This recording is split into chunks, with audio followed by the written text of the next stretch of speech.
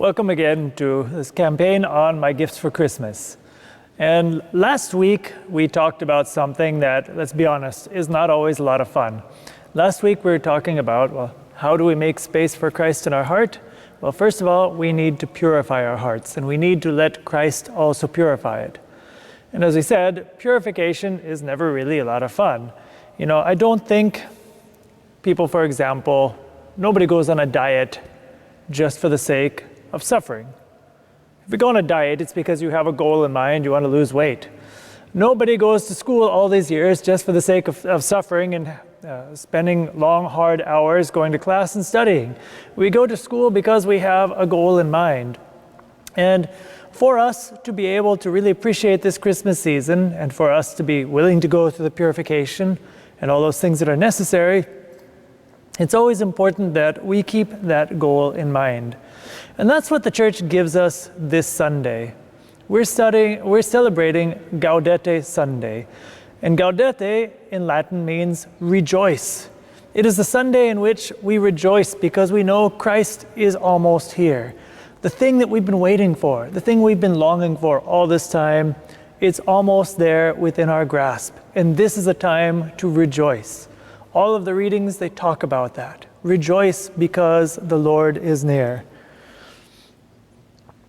You know, we mentioned, for example, a person who's going on a diet. That person who goes on a diet, they go through a lot of difficulty.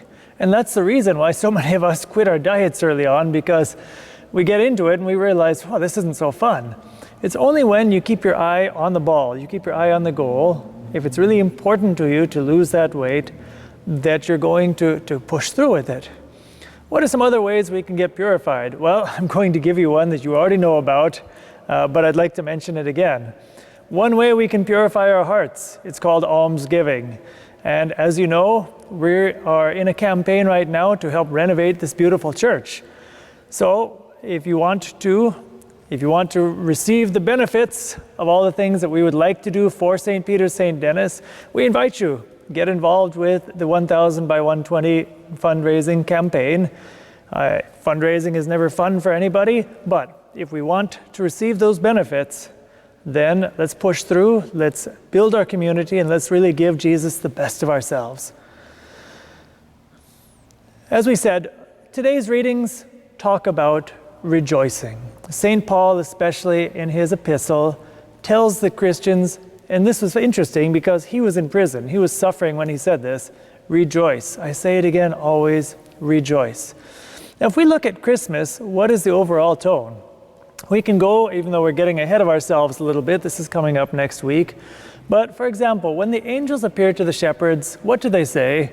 They say to the shepherds, you know what, that's a really bad thing that happened. I'm sorry I have to break this news to you, but the Messiah was born, and I mean, there's nothing you can do about it. You just got to go over there and see him. No, they don't. They're singing. They're inviting the shepherds to rejoice. And when the shepherds listen to them, they get all excited. They run to Bethlehem. And what do they encounter? Nothing very spectacular looking. They encounter one mother, one father, St. Joseph the foster father, and one child.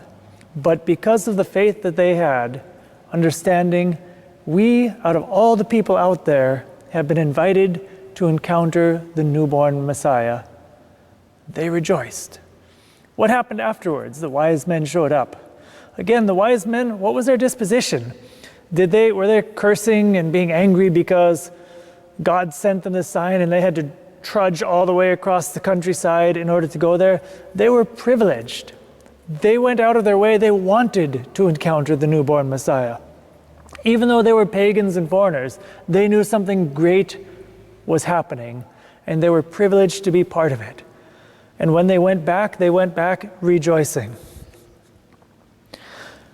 Now, when we talk about Christmas, you know, really, Christmas is about the birth of the Son of God. God himself becoming so small, so innocent, so tender, he becomes a child. And, you know, whenever we look at any newborn child, it always brings joy. I don't think anybody, when a friend or a relative or anybody has a newborn baby and we look at it, we always get happy. We always are attracted to this child. We always want to show this child love. It's something kind of funny for me as a priest, because when I'm celebrating Mass a lot of times, it's beautiful to be in this parish and there are lots of babies around and everything. But one of the beautiful things is to be celebrating Mass and to see the mothers with their little babies.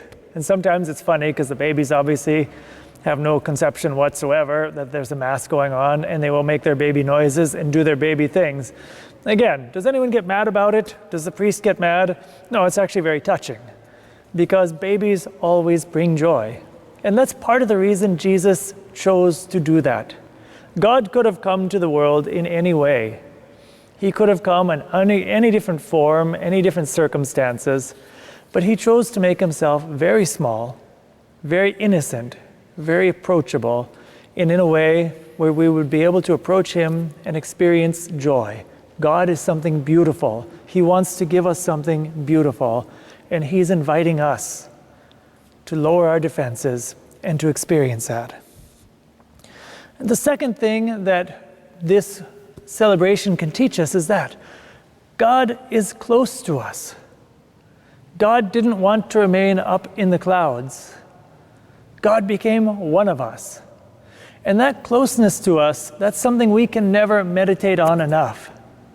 Because if God becomes one of us, if God becomes so approachable, he becomes so close to us, that means there's not a single one of us who can ever feel exempt. There's not a single person out there who is ever outside of the boundaries of God's mercy. There's not a single person out there who can say, well, Christ is for all those other people, but he's not for me. Christ is for each of us. And that is one of the big messages that he wanted to give us in Christmas. I'm becoming one of you. I'm becoming little and approachable. I'm making myself absolutely available so that you can come to me and you will understand. I'm going to go through a life where I suffer all the same things you suffer. I experience all the same things you experience, so that you will understand the kind of love that I have as your God. So all of this is something that needs to bring us a lot of hope. God isn't looking at us to judge us. God isn't separate. God understands us. God wants us to be closer to him. The message of Christmas brings such great hope, such great joy. So I think that begs the question then, well, what about you and me? Well, what do we transmit at Christmas? Are we really Catholics who transmit joy? And that's not a question I can answer for anybody here except for myself. But when we look into our own lives, am I a Catholic who, by the way that I live, people are attracted to Catholicism? It's a serious question. You know, in life, there are a few enemies of joy. And especially, I think, during the season of Advent, there can be several major enemies of joy. The first enemy is simply stress. When we get stressed out by things, when we allow things to get us worked up, what are we doing? It's shifting our focus away from God and onto any other thing that's out there. It's a form of forgetting about God. God allows a lot of difficulties in our lives, there's no doubt. God allows the saints, for example, to go through hardships. But he does it so that those saints will experience, I am the God who is with you always. There is no need to be afraid. There is no need to be stressed. The second thing is when we get wrapped up, when we find ourselves over-concerned by material things. And this is perhaps the great danger of Advent. Right now, all of the stores, all of the commercials, everything is fighting to get our attention. There are so many things out there that are fighting to distract us from the real meaning behind Christmas. You know, and this is something I suppose all of us know, we can all teach this to our children, but we all have to live it ourselves. We can be dirt poor, we can have very few physical things to give, and Christmas can still be very beautiful. It's not about the packages, it's not about the ribbons, it's not about the houses and the decorations. Christmas is about encountering Christ. And finally, the third big thief of joy is going to be our comparisons. How often do we compare ourselves to what we do have, what we don't have, what our friends do have, what we don't have, our neighbors, our relatives, and what have you? Christmas is a time no longer to worry about comparing ourselves to other people or other things. If Christ would have valued himself, if Christ would have made wealth and extravagance or popularity or any other human category some form to compare himself with the rest of us, he would have come out in the bottom. He was born in a cave with animals. He was born in Bethlehem. He had nobody present. He was forgotten about. The people that should have gone out to be there to welcome him, they couldn't be moved out of their laziness or their comfort zone or whatever. Jesus only had Mary and Joseph. He only had God his Father. And with that, he had everything.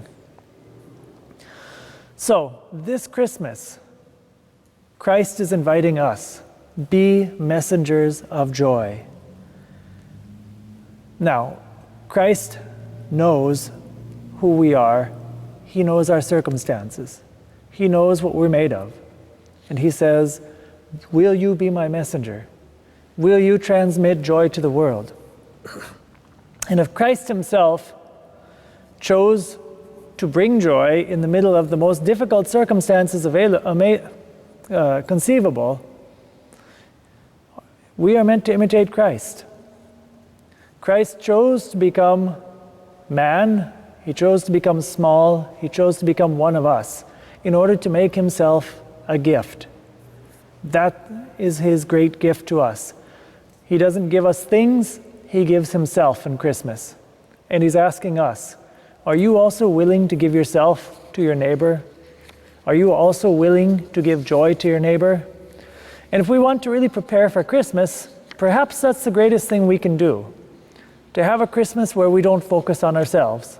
To have a Christmas where we really focus on simply trying to bring joy to our neighbor.